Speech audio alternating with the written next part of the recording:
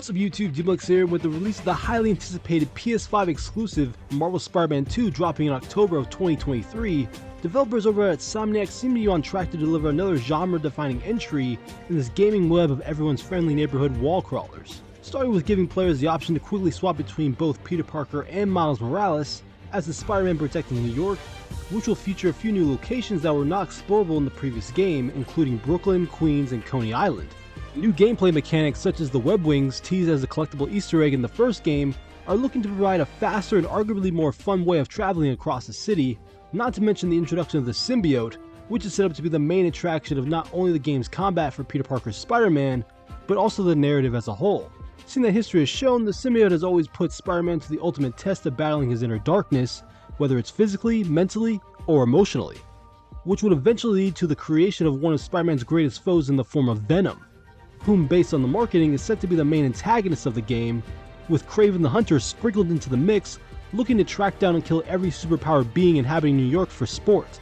Knowing all this, what if I told you I believe the true villain, aka the final boss of Marvel Spider-Man 2, has not been revealed yet, and probably won't be revealed until the release of the game as a surprise for players once they have reached the final act of the story. Like the first Marvel Spider-Man, the marketing wanted players to believe that Mr. Negative was the main villain of the game, and for the most part he was, but the true mastermind behind it all ended up being Doc Ock, who formed the Sinister Six against Spider-Man and helped unleash the deadly virus, Dragon's Breath, across New York.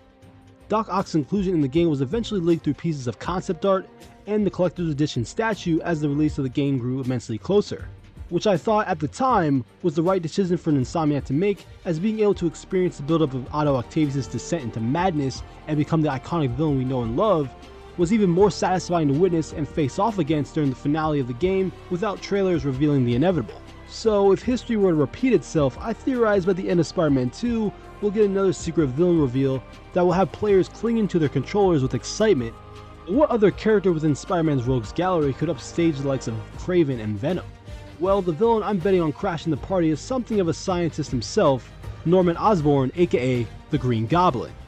Based on the events that transpired throughout the first game, one could easily see the breadcrumbs being laid out towards Norman becoming one of Spider-Man's most deadly adversaries in a future installment. As revealed in both credit scenes for Spider-Man PS4 and Miles Morales, we see Norman tending to his terminally ill son Harry Osborne in a secret lab, which was stumbled upon by Mary Jane during one of her playable segments in the first game, where Harry is being sedated in a medical tank engulfing green fluid with a black web-like substance clinging to his body. Additionally, we also got a tease of what Norman's goblin tech could potentially look like, which may hint towards the Green Goblin's appearance being more akin to that of a high-tech super soldier, rather than Norman mutating into a goblin-like creature. Of course, this is all assuming Norman does indeed end up becoming the Green Goblin in the Insomniac Spider-Man universe, because as of the recording of this video, we still don't know who the host of Venom is underneath all that symbiotic goo, as it was confirmed by creative director Brian Intihar that Eddie Brock is not Venom in Marvel Spider-Man 2. What's the origin of Eddie Brock Venom? Or It is not Eddie Brock. okay, It is not Eddie Brock. okay. Instead, Insomniac will be taking a different direction with the character, like how the Tinkerer was adapted in Miles Morales. Which I guess makes sense, seeing that Eddie Brock in this universe seems to be on good terms with Peter in this continuity based on the farewell card he signed along with the rest of the Daily Bugle staff. Personally, my money is still on Harry Osborn taking over the mantle of Venom, as it would seem fitting for Harry to embrace the power of the symbiote, which may be the one thing that has been keeping him in stable condition. And once Harry bonds with the symbiote and finds out Peter, aka Spider-Man, has been tampering with his well-being by using the symbiote for his own personal superhero antics, I can easily see the rage within Harry take over, become Venom, and try to make Peter's life a living nightmare. That being said, no matter who ends up being the host of Venom, Norman Osborn will undoubtedly play a much larger role within the narrative of Marvel Spider-Man 2, and if Harry does end up becoming Venom, I just cannot see Norman standing on the sidelines waiting to see how things play out after being tossed off Oscorp Tower by Doc Ock and nearly becoming a human pancake. If Norman believes his son is in mortal danger from the likes of both Spider-Man and or Kraven, I would not be surprised to see him suit up and enhance himself with some goblin green chemicals to do whatever it takes to protect his son.